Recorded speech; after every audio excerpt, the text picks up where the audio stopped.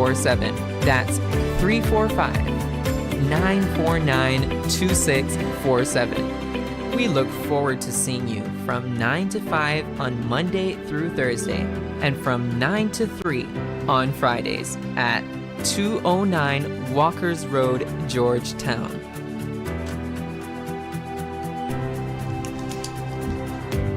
All right, it's 8:02 in the morning. Is right start on a Thursday morning. Starting your day with a smile. We have Mrs. Sophia Hamilton in this morning. She is a children's psychologist. Educational psychologist. Yes. Educational psychologist. She's in this morning.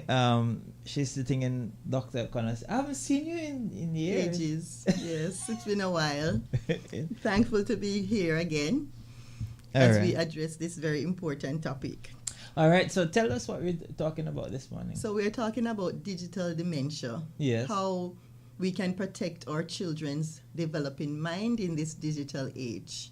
All right. So it's a very important topic, one that is being discussed in many circles, and one that we need to be mindful of as parents, educators, caregivers of these young minds. Digital dementia. Yes. That's the term. Yes. And whenever we think of dementia, we tend to think of grandma and grandpa. Yes.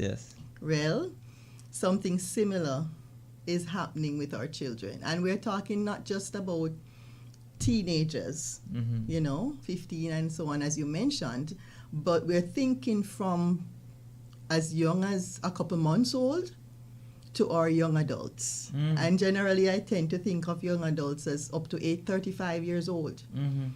And it's a very detrimental situation that we're faced with if not managed. Wow. So just like how grandma and grandpa had symptoms of being forgetful, couldn't remember things, even our names as their grandchildren, couldn't remember certain memories that we had created together or experiences. Can you imagine something like this happening to our children? Can't remember.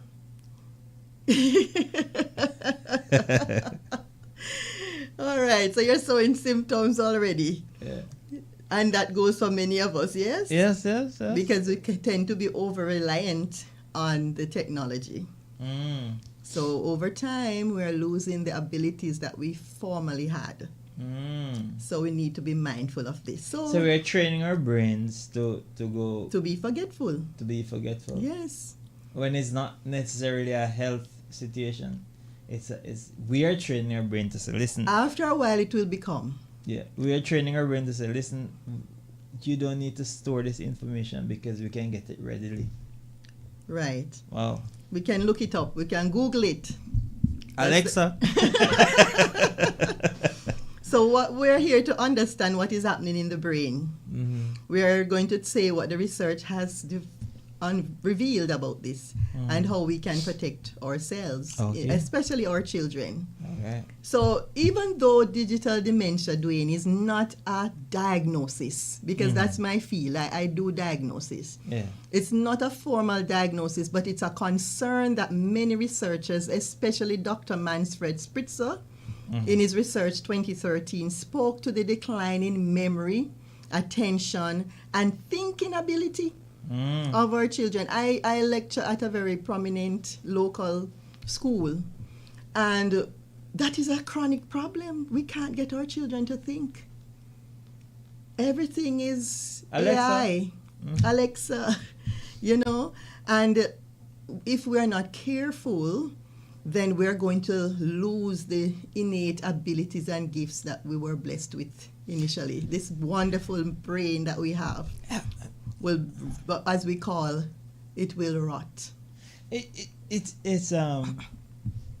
It's kind of unfortunate that, well, is it unfortunate or unfair?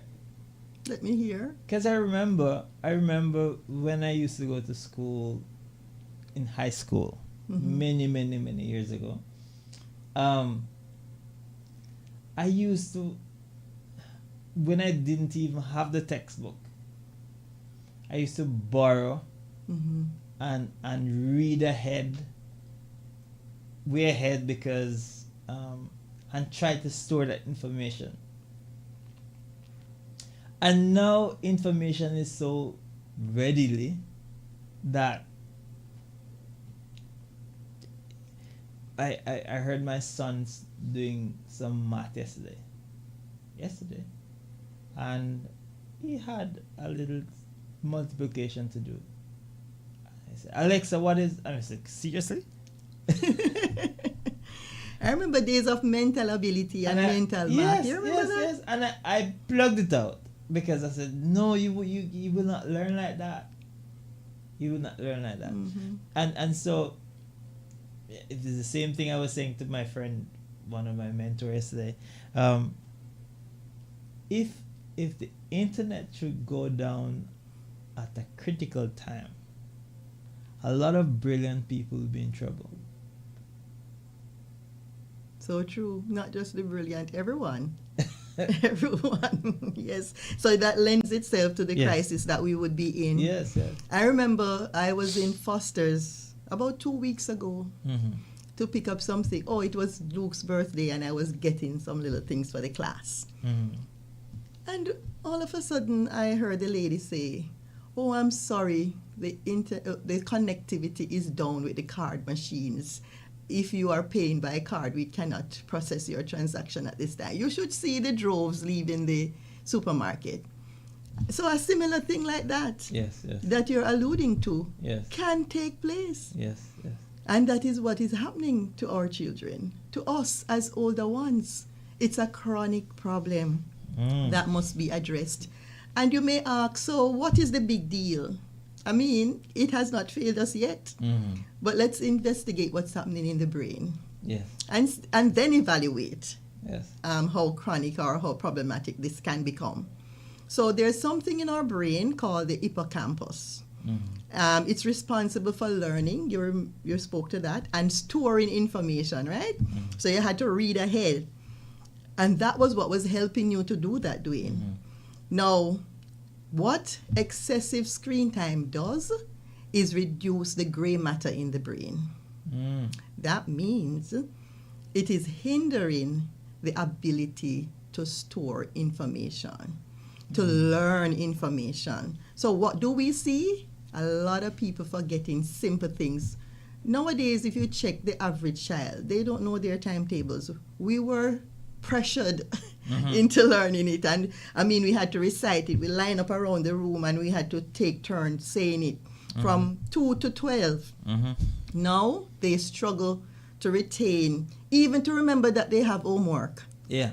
Needing constant repetition. Does that sound familiar? Yes.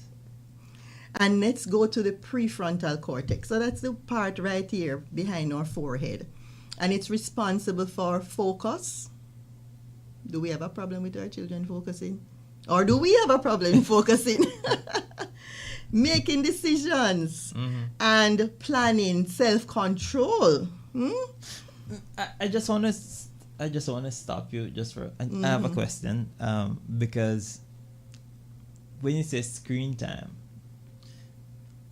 does it affect the lawyer or the doctor or the teacher who spend extensive hours on their laptop reading information the same way as it affects person who just be scrolling? Okay, so I am coming to that. Okay. I'm coming to that. So let's look, can we just finish up with the brain part of it and then I get back to your question? Thank you. So we are seeing a lot of attention problems generally. In the classroom, at home, the children will be on the device, and if you call them to their attention to something to be done, they have a problem switching focus. They need that instant reward. This constant stimulation is affecting how their brain is being wired from early. So it affects their decision making, their ability to wait.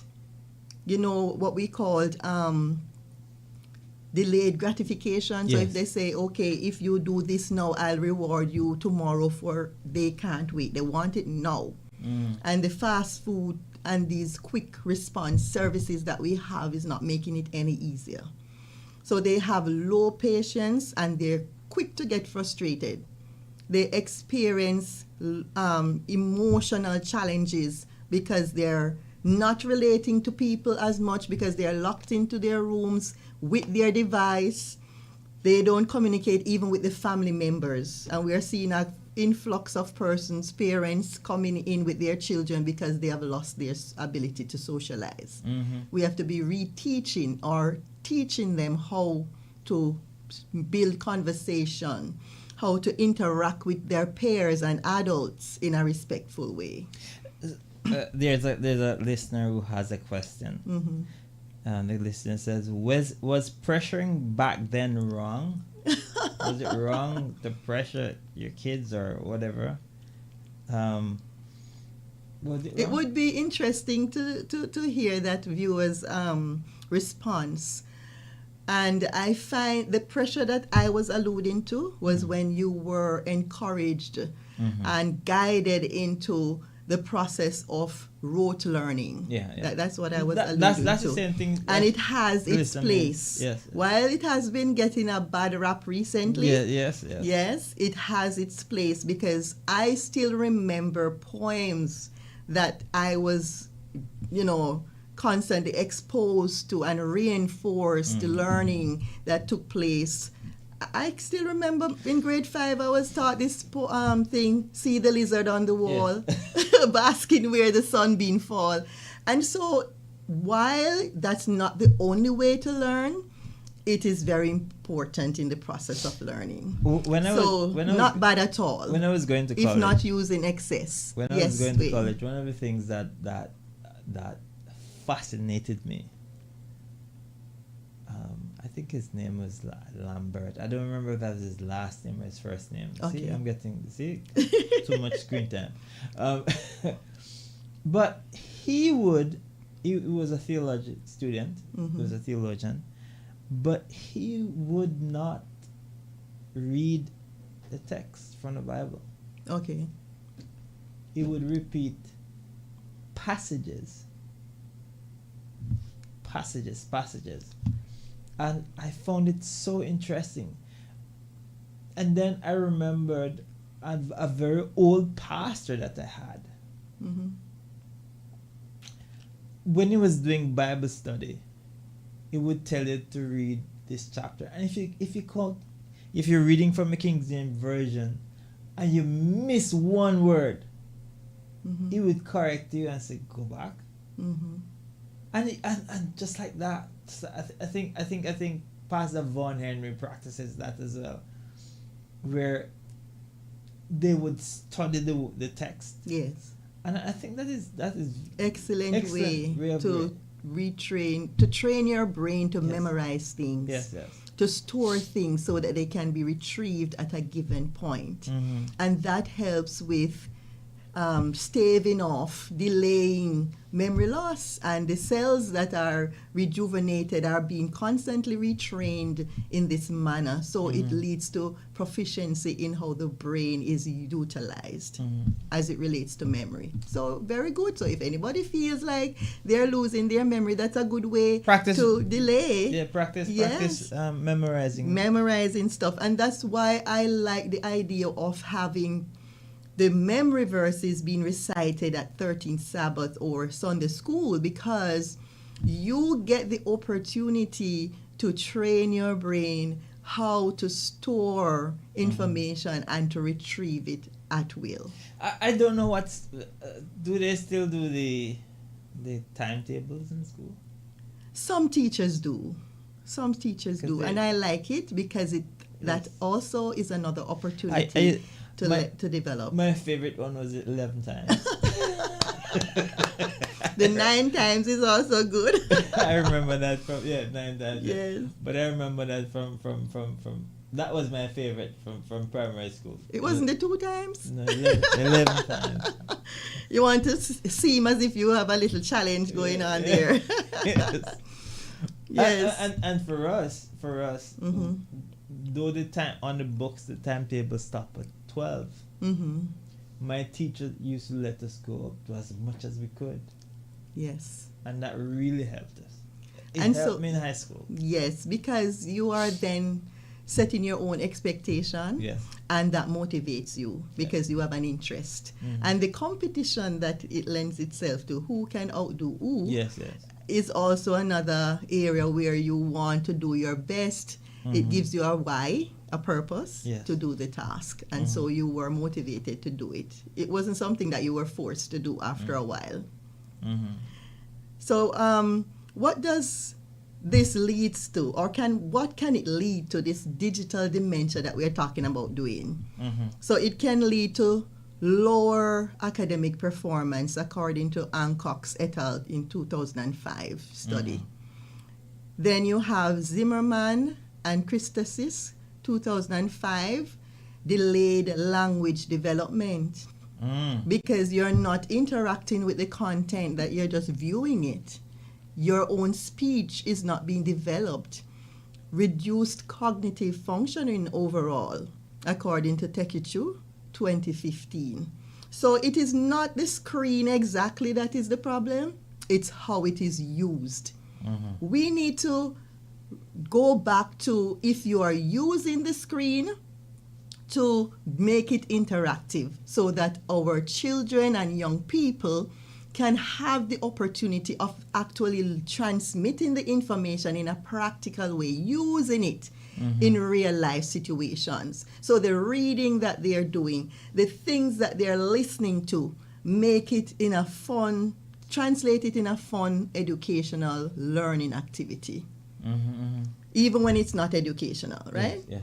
So if you view a video with your child, as we're going to talk about some strategies to enhance how you can best use screen, then you are able to ask them questions about it, say what they liked about it, what they would do differently, how can they use these skills that they have seen or learned in everyday life to better themselves. Make it into a comprehension. Exactly. Therefore, you're developing their problem solving and critical thinking skills, which is very important to navigate this world. So I just like to insert a little Bible verse, which is 1 Corinthians 6, verse 12. It says, all things are lawful for me, but not all things are helpful. So there's nothing wrong in and of itself with the screen, but it's how we use it that can become problematic.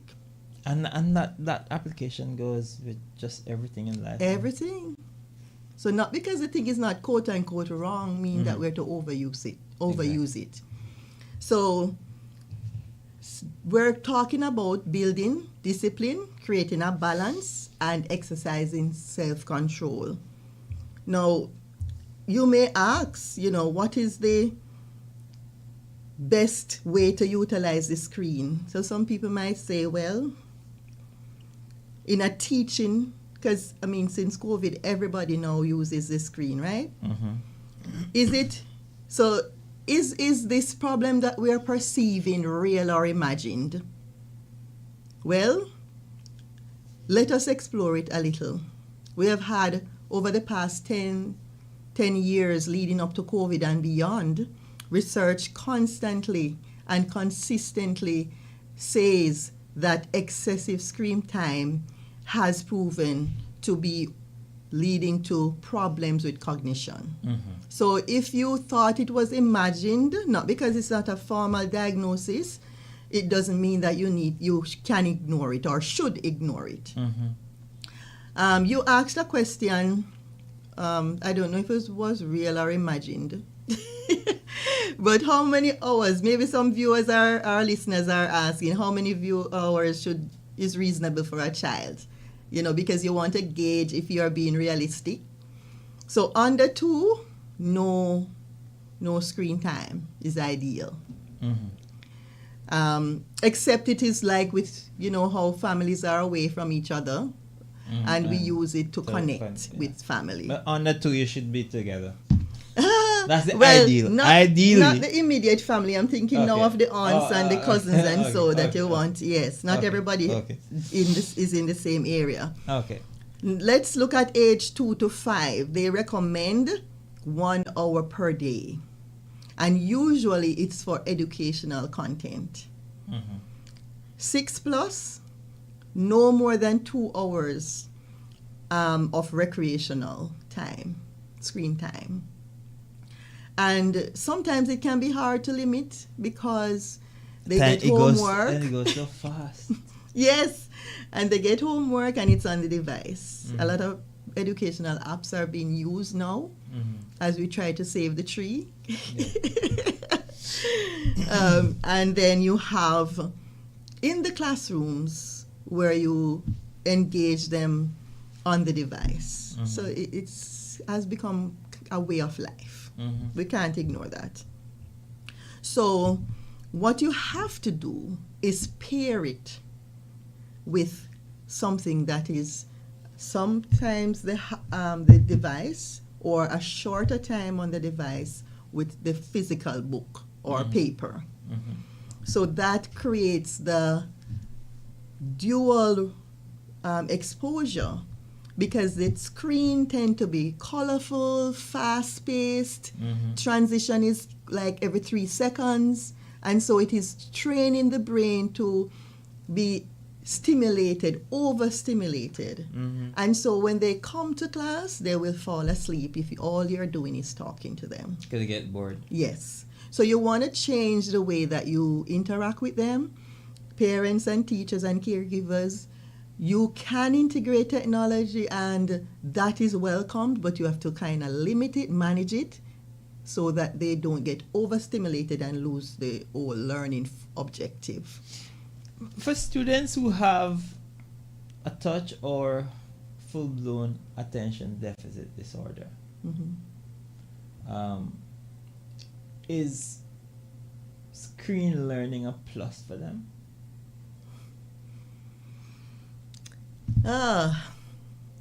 It's such a tricky question because Is they're a plus the and a ones. minus? Yes, they're the ones who thrive when technology is integrated. Yes. They do very well. Assistive technology is what we call it. So you want to manage it in a way that will help them and not become a disservice to them.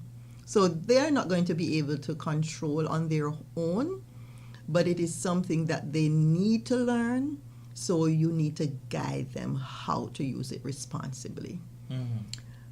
So you integrate it and then lead them from there how to apply what they have learned. Like I've used it like a video as a teaching technique, and then transition from there to have a discussion and utilize the thinking skills. Side of it, yeah. Yes, so that they can apply, because that's the goal of learning, to apply what you learn. And so you take them through the different stages of recall and applying and problem solving to really understand how beneficial this content can be to them now and in the future. And that makes it meaningful. So let me just interject, right? Sure. I must say this. With the introduction of the screen in the kids' life, they are so much more intelligent. Like the way they talk, the way they understand stuff. I even hear they use words in the proper context that they can't spell. So that speaks to the power of reinforcement. Yes. So a lot of times, many times they go on and they watch videos, and if they tune into the right content, then it can be beneficial because then they can apply this knowledge in like math class or science class, social studies, you know. The danger though can be where they just use it for recreation. That's where the problem comes in, the constant scrolling, because it leads to a restlessness and a difficulty focusing, impulsivity, which are hallmarks of ADHD that you spoke to earlier. So it can actually worsen the situation, which is why you have to create a balance. You have to go into it, technology usage, explaining the expectation, the consequences, and the rewards related its usage, and be consistent. Because really and truly, you really don't want to lose your child. You don't want them to have situations of brain rot. You want to see them excel and thrive academically, you know. And so you have to put in place, even though it's going to take sacrifice, you have to put in place situations where they are not overly exposed to lead to overstimulation, so that everyday life becomes boring. And that's the problem we're having. And they become addicted because of the constant dopamine rush that they get when they use the device, so that they're unable to detach. And then we begin to see something like addiction behavior around the device. So you may say, well, how do I deal with that? I mean, when I take the device, the child throws a tantrum. They will threaten to harm the parents or teachers when they are separated. How do you manage that? Well, Threaten to harm. yes, That sounds strong. they will kick and so on once they're separated. They Yeah. throw themselves on the ground and they cry and so on. And for those of us who have teenagers, some of them will do the silent treatment, and they go into their room and slam the door, and they are not communicating with anybody because they want you to know they're upset. Some of them will yell and scream and so on, but Yeah, some will just be upset and Yes. quiet. yes, they just shut down. So Not we in my have to cabinet. learn to take back the reins as parents and recognize that we set the tone in our homes. So if you want good behavior, you have to display good behavior. If you want controlled technology usage, we as parents have to model that for our children. We can't be constantly scrolling and on the device and then tell them, oh, you only have 2 hours of recreational usage. They will see that as unfair. But apart from that, unfair that is perceived, we too want to preserve our cognition.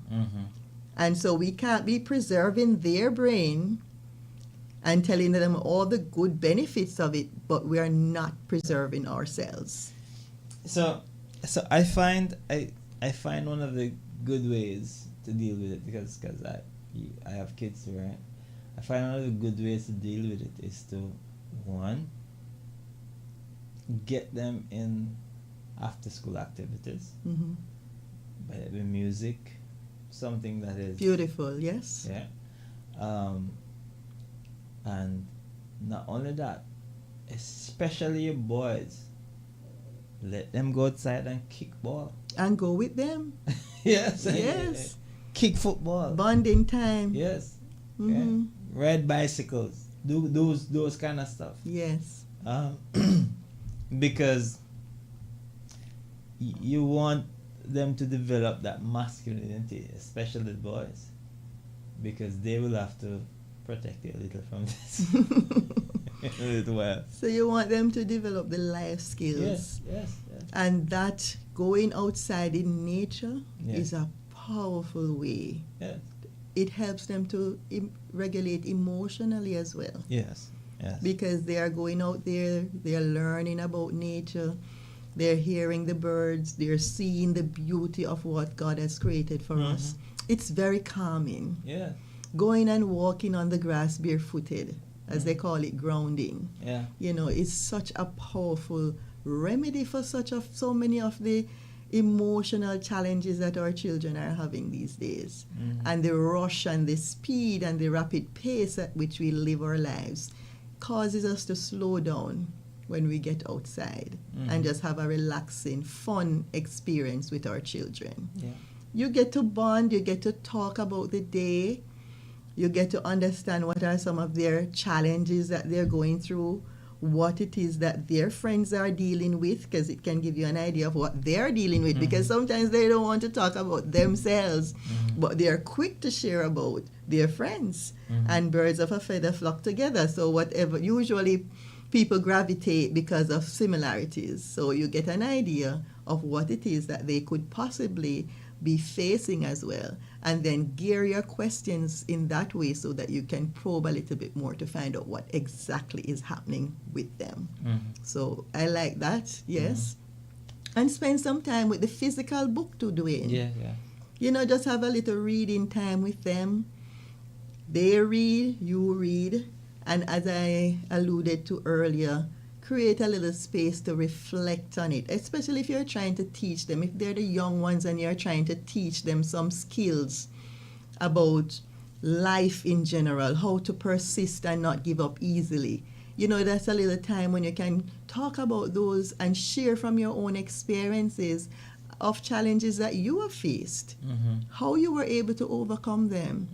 And that is creating a bond with them. When they get older like us and begin to remember their childhood, those are some happy, wonderful memories that they will have. Yes. And, you know, a lot of people don't do this anymore, but it's such a powerful thing to develop the brain. Puzzles. You remember them? Yes. I still do. I still buy them. Jigsaw puzzles. Yeah, I still do puzzles. It is such a one, and they have such lovely, colorful scenes that you can enjoy. So you maybe won't be able to go outside of the house just yet, but you can relax together and problem solve and figure out the puzzles. Legos. Oh yes. A lot of children are into Legos, and it's a powerful thing. Yeah. And you know what?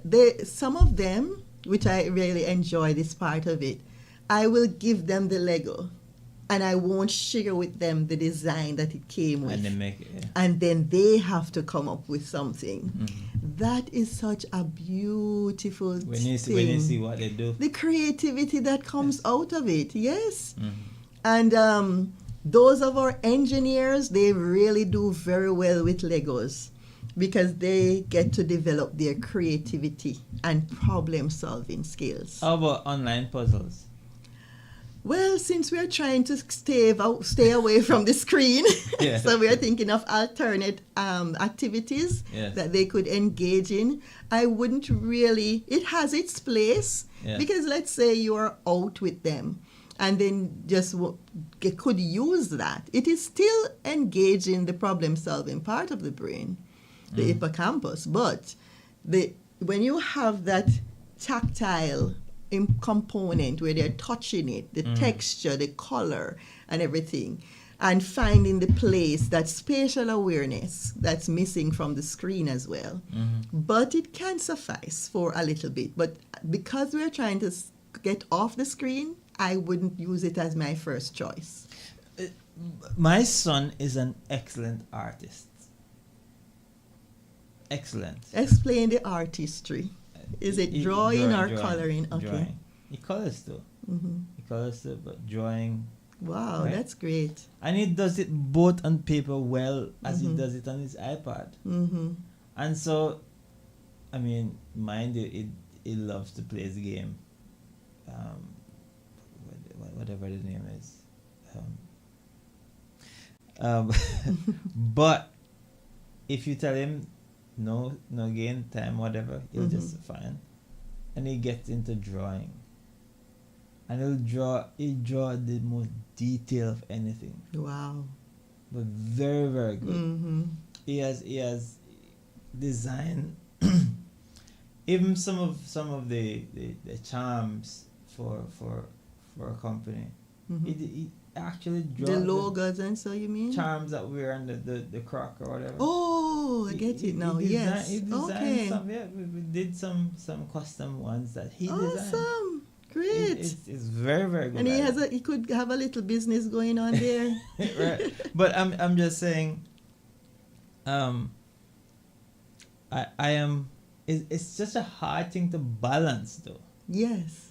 To balance, because you know of the effects of the screen, but it's hard to balance. Make it time limited. Mm-hmm. You know, limit the time that he can interact with that. So he could do the designing part of it on paper and then transmit it to the screen, which would lessen the interaction with the screen. But if he gets supervised, at least it's a focused activity. There's some structure to it. It's not just him scrolling, you know, endlessly. So you may ask, how do I get my child interested in other things other than the screen? And I like your idea of the drawing. I don't draw very well. But when I have had to do art class, right, one of the tools I use to enhance my skills, now, I'm not sure if it's any good right now, but at the time, I would watch YouTube videos about how to draw, and there were some tutorials there, and it would take you step by step to show you the process of these wonderful creations, and I would mirror that in my own artwork. This wasn't for sale, so it wasn't breaking any law. It was just for creative expression. So as parents, we can use, and even for ourselves, we can use some of these tools to enhance a skill that we want to develop, right? There are several resources that can help us, but one of the things we have to do, Dwayne, is to sacrifice the time. It needs an investment of time. And when you look at the research, even coming out of Japan, it tells us that when we spend time with our children in the formative years and we teach the skills and we help them to manage and to learn self-control and all of these things, it helps us to set the stage for success later on in life.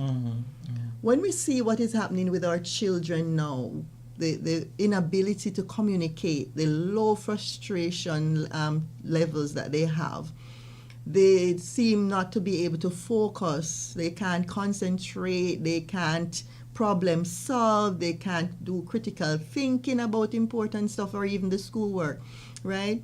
Then it causes us to wonder where we will be in the next 5 to 10 years. Is that really what we want for our children?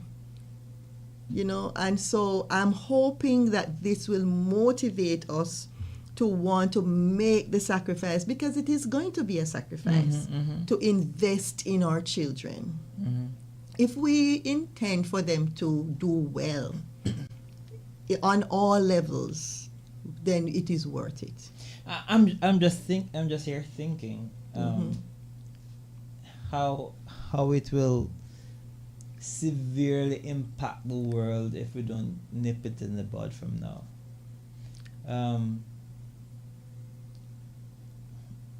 Like where I live now is different from where I used to live before. Now I live in the city, and so I don't have a space to plant my garden. I used to love to plant my garden, right? And I'm thinking that the kids should enjoy to come outside and plant something and watch it grow. Very important. Right? If they don't get that opportunity now, very soon we'll have a shortage of food, because nobody's gonna know how to plant. You understand what I'm saying? Yes. And they would have to develop the liking for it. Do they teach agriculture in school? Some places do. Not everywhere. I find that some of these hands-on skills are not as prevalent. Some persons are even advocating for home studies, what we used to call home economics. Yeah, we want that, more of that, to be in the schools and make it compulsory, because I'm finding that a lot of our teenagers can't cook, they can't wash, they can't make the bed, nothing at all. I've had parents saying to me, Miss, can you talk to them about doing something in the home? not even to wash the dish that they eat out of. They don't want to do anything at all. All they want to do is sit at home in their room by themselves on this device. Yes. Yeah. And that's not healthy. And you ask them, they're socializing because they're talking with their friends. And many times that they claim to be socializing, it's like texting. Yes. And there's no, you're not seeing the person. Yes. There's no verbal communication.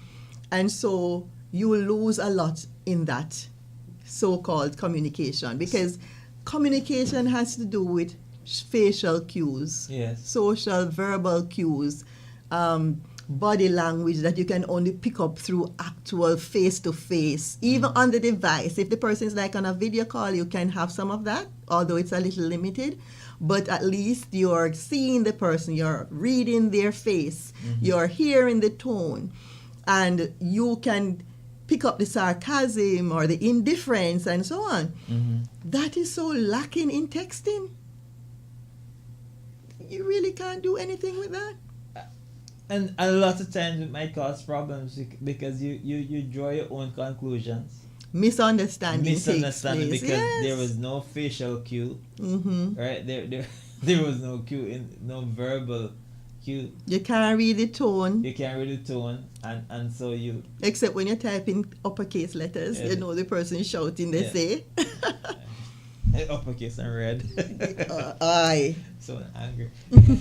Right. Yeah, but with all the emojis I was just about to add, yes. that are in, it still cannot replace replicate what the human really does. Absolutely. It doesn't give the same meaning.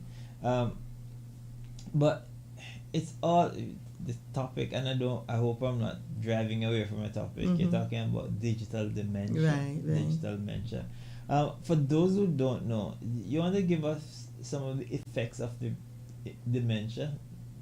the regular dementia. The regular dementia. The non-digital dementia. Well, it's similar, That's why they call it dementia. That's why they engage that term with it, because it is really just this sense of forgetfulness. Yes. Not being able to focus, so we're talking about the lack of or deficit of the executive function, which is really involved with the prefrontal cortex.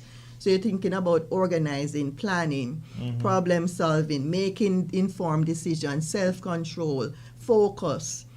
Those are the areas that are really, really impacted with the memory. Do you find that the frequent use of screens leads to procrastination? Well, people who have ADHD always have that challenge too. So it's not just the screen, but it can result in that because of the fact that the dopamine hits that you're getting from the screen usage will cause you to delay doing other important things. So yes, it does lend itself to procrastination and disobedience. Yes. Oppositional defiant behaviors where you are told to do something, reminded several times, but you just can't seem to pull away from the device to actually get up and do it. So what I'm hearing you say is screen is not bad. It's not bad because it has been very helpful. Oh yes. Right? Very, very helpful. Very helpful. But moderation and balance is what is important. Absolutely. You hit it on the head. All right. Yes, that's exactly what we want to do. And for somebody who might be wondering, what can I do when I try to separate my child from the device and there's a problem? They go off into these tantrums or shutting down. What you have to do is set the expectations from early. So from when the child is small, you educate them on how we use it, when we use it, why we use it. So they know it is for education or it is to reach out and connect with people. And then from there, as they get older, you can give them the extra time for recreation, but a maximum use of 2 hours. If you keep it in that way, over time, the child will learn and conform. But what about the older ones who already have developed a bad habit of overuse?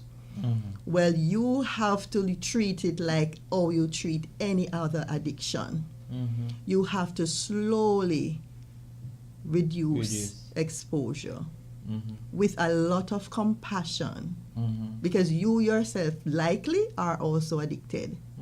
And so you can come from a place of empathy to know the challenge that it really poses for your child or children. And education is also very important, the why behind what we are doing. And being supportive by modeling the same behavior with them. And being consistent, because they have a way of picking up when we cheat, you know, because it tends to come out. And so the inconsistency can lead to problems further on. Involve them in setting the rules. So they're probably doing 5 hours per day now, and you want them to buy in. Just as you do at work with the adults, you get them to buy in by being a part of the process. It's similar with the children. Involve them in the expectation and rules, and slowly be forgiving when they mess up. Don't be too hard on them, because we also mess up from time to time, and the good Lord is so gracious with us. So while you're reinforcing the rules, have a little leeway for the compassion, especially at the start as they're transitioning to this new normal. So, okay. So an attitude of aggression towards... How many times I tell you not to take up the screen or whatever? The child might already been addicted. Right. So you approaching them like that is not the best way to wean them off. No. And I generally don't subscribe to shouting at children.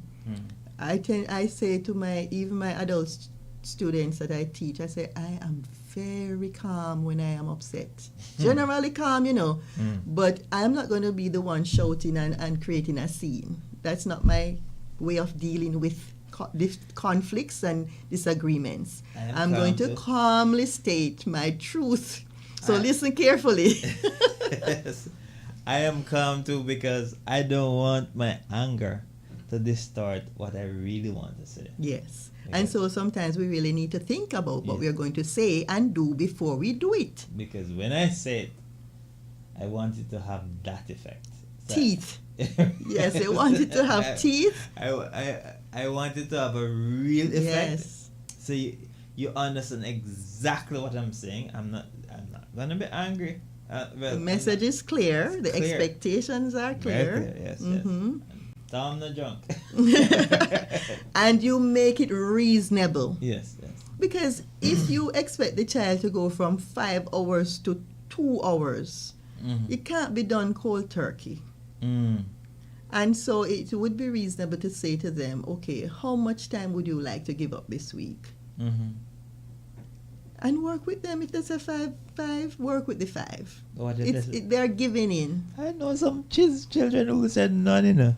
And then that's where the education part again, you go back to educating them the why and allowing them to understand. So you can use like stories to communicate. I wanted a young man to understand the impact of his lying. And I asked him, do you know the story of the boy who cried wolf?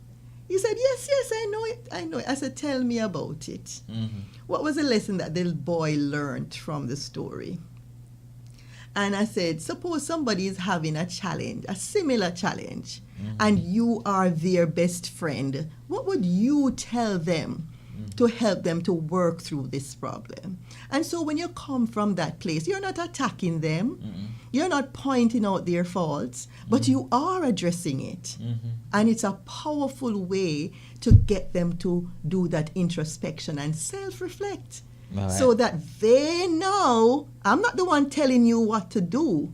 You are now saying, okay, if I need a better quality of life, if I need to be more productive, if I want to become successful at life, then I need to make this decision to change in this way.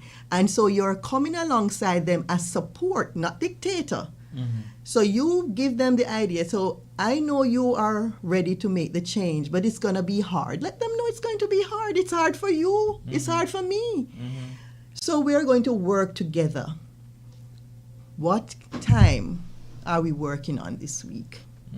With a projection to getting more and more, less and less, so that we can get to that 2 hours. Well, I'm just hearing, I know a couple of smart mouth kids, and I'm hearing questions when you ask the questions. What are my options? And that's a good question. That shows that they're thinking, they're engaging with the process. Yes. And so the option can be 5 or 10. Yeah. It's never none, because that's not one of the things that we're working on. Yeah. We're working on reducing. Yeah. So you can say, okay, it's 5 or 10. Which one do you want? Which one do you want? back- So give you're back the giving question. them a guided choice. Yes.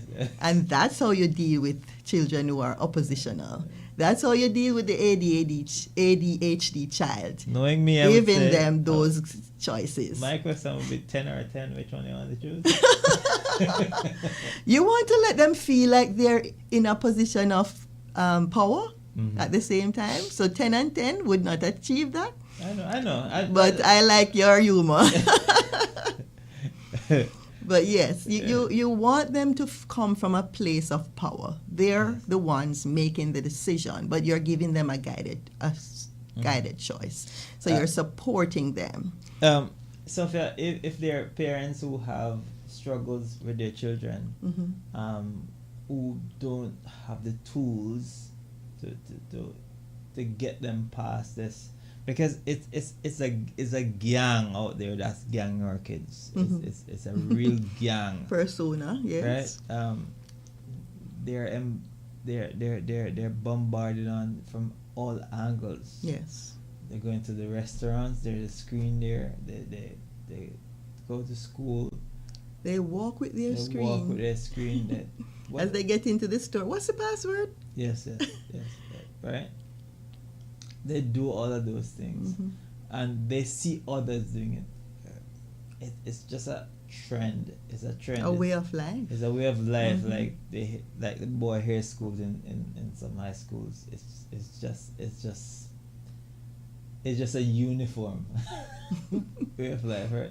If New normal, yes. yeah. So the challenges back home is gonna be a little bit more, because now it's not just the everyday values around the house that you have to deal with, the screen in your house or whatever, but now they're being exposed to the screens outside of your house, even if they don't have a phone for themselves, right? And God forbid they might even be exposed to stuff that you would never want them to be introduced to, right? How can these parents get help? Is there somewhere locally that they could come to and say, listen, they themselves might not have all the skills to deal with and the patience to not be physical, right? How can they learn these skills to properly deal with their kids? Absolutely. So help is available. Yes. And this is coming through many places, especially the Institute for Essential Care. We are at 59 McLegan Drive. And if you ask me where that is, do you know the road, listeners, between the liquor store and Priced Right that takes you to DHL? Right, beside Foster's. Yes. The road that carry back right around to the refuel gas station. Yes. Absolutely. That yes. road that you take every now and then when the traffic is too bad coming. Yes. From a shortcut. Yeah. So that's the road. We're at the building, a gray building called the Concord Center. We're upstairs, Unit 3. That's where you'll find us. Or you can call 329-6554. Okay. 329-6554. And as you know my name, it's not the one on the screen. It's Sophia Hamilton. She's sitting in Dr. O'Connor's Yes. position. And I deal with children, adolescents, and young adults. So I like to stop at the 35. They say when you rap with young people, you keep it young, and that's my goal. All right. So I deal with them on behavioral issues, teaching them social skills, because I find that to be a great deficit now, and that is why I see it important to speak about the digital dementia, because it feeds right into that. And I deal with learning disorders, helping them.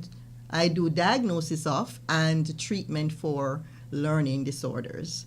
So you're talking about your autism, your ADHD, oppositional defiance, that is sometimes a challenge when they can't perform in the classroom. They act out to deflect from their academic deficit, which can lead to conduct disorder, which then can develop into other mental health challenges such as depression, anxiety, personality disorders, and so on. So we do all the services. I don't do all of them, but combined with Dr. Lati and Dr. O'Connor's, because we have done it, and Cheyenne, we deal with issues related to women, marriages, premarital counseling, spiritual counseling, grief counseling. So we cover all the needs, mental health needs that persons may have. And we do it in an atmosphere with an spiritual ethos. If you desire that, which many of our clients do. We do have persons who don't want that component, and that's okay too. We cater to your needs. So it would be wonderful to have some of you join us with your children. We do family therapy as we work through some of these challenges. And I'm just thinking it's very good to bring your child with you. Oh yes, absolutely. When they bring the child with you, the child sees a different side of you. They see that mommy and daddy is not just angry at them and whatever. They're concerned and they love them, and they really want the best for them. Yes. So it's not complaining on them. It's actually, how can you help me help my child? And that's so important and empowering for the child, Dwayne, because I've had several children being taken to me to be helped. And when I explain to them that mommy and daddy are coming along with them on the journey, oh my gosh, you should see them light up. Because then the focus is not just on them and their problem, but yes, we are here together supporting each other, and it is so empowering for these children and young adults. I tell you, it is that is why we always integrate the parents, because they form the core of the family, and sometimes other family members who support in caregiving are included. So it's a holistic approach to therapy. Yes. I repeat those numbers again, and you have a website. 329-6554, 329-6554.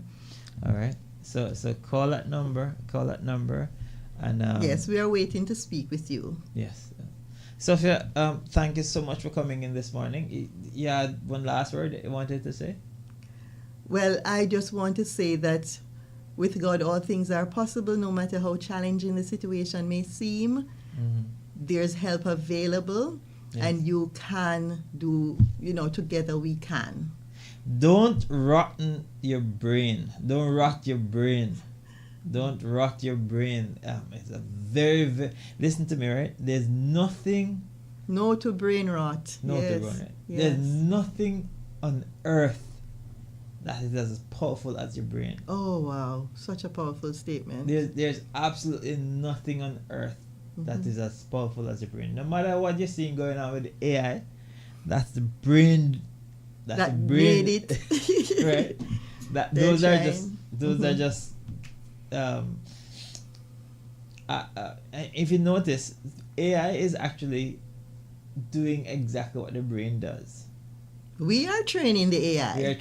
Look at that. So AI is storing the information, right?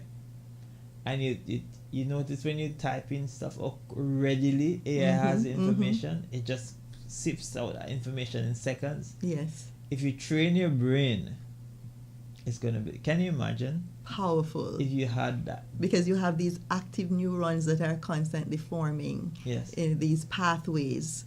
Yes. And so if you engage your brain, there's no limit. No limit. The only limit is the way you think about how to use your brain. And that's only because we are fearfully and wonderfully made. Thank you so Amen. much, Sophia, for coming in this morning.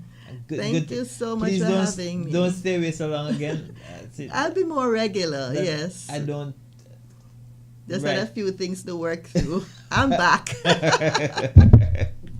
All right, I should be speaking with Dr. Harry sometime this morning. Okay. We take one quick break and we're back right here on Right Start for Thursday morning. Yes, praise the Lord.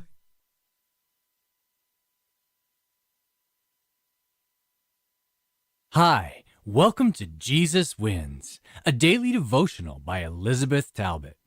This whole month of March, we will be exploring the topic, Following His Guidance. March 19, His Illumination. There was the true light which, coming into the world, enlightens every man. John 1, verse 9. As our tour bus was passing the Opera House in Vienna, our guide told us the sad story of its two architects. Sickardsburg and Vandernoel designed this world-acclaimed landmark building of Vienna. However, their design fell under harsh criticism by both the press and the emperor. It is believed that the unkind comments led Vandernoel to commit suicide. Sickardsburg died about 10 weeks later. Neither of them was alive when the Opera House opened. When we base our identity and purpose in life on people's opinions about us, we are bound to lose our way. There is only one true light, Jesus Christ, who illumines our way and reminds us who we are. He is the source of life for all human beings. In him was life, and the life was the light of men. John 1, verse 4. In Greek, as in English, both life and light are preceded by a definite article. The life was the light. Not just a light, but the only true light. Life is one of John's key themes, including the concepts of eternal life and abundant life. He uses the word 36 times in his gospel, more than any other New Testament book. In Christ was life. He is the light that illumines our path. Jesus, as the light, is available to the whole human race. Every man, John 1, verse 9, has the opportunity to accept the light. Unfortunately, not everyone will. The world was made through him, yet when he came, the world did not receive him. But, oh, how I thank God for this but as many as received him, to them he gave the right to become children of God. John 1, verse 12. Yes, that is who we are, children of God, and our identity and life purpose are found only in him. When who we are is rooted in Christ, we are no longer guided by public opinion, nor motivated by people-pleasing or fear about the future. Jesus is our light, who guides our steps to eternal life. He paid our price on the cross, and therefore we can live with assurance and purpose, because in him is life. Let the true light guide your mind and your heart and illumine your path today. Today's podcast was excerpted from the book Jesus Wins, published by Pacific Press Publishing Association. If you would like to purchase your own printed copy, you can do so by calling 1-800-765-6955 or by going to AdventistBookCenter.com or Jesus101.tv. From all of us at Jesus 101, thanks for listening, and remember, Jesus wins. May 10th at 7 p.m., join us at the Lions Center in Grand Cayman for Tribute to Mothers, presented by Clarity Entertainment. featuring the legendary The Hoppers, and Chris Blue, Season 12 winner of The Voice, along with William White, the Williams family, and the CIC Youth Choir. This special celebration is proudly supported by the Office of the Premier, the Ministry of Youth, Sports, Culture, and Heritage, the Ministry of District Administration and Home Affairs, and Praise 87.9 FM. Gates open at 6 p.m. Tickets, $25 pre-sold, $30 at the gate, $10 for children, and VIP, $50. Celebrate the mothers in your life with an unforgettable night of music and inspiration. Tribute to Mothers, May 10th at the Lions Center. All right, start on a Thursday morning, starting your day with a smile. I have my boss in studio again this morning, Pastor Harry. Good morning, Pastor Harry. Good morning, Brother Dwayne. I know we've been working on that mission trip to Guyana. Yes. We have been. Oh boy, it's been a mixed bag. We have sent out the information several weeks now. We've had the information on the trip, the date,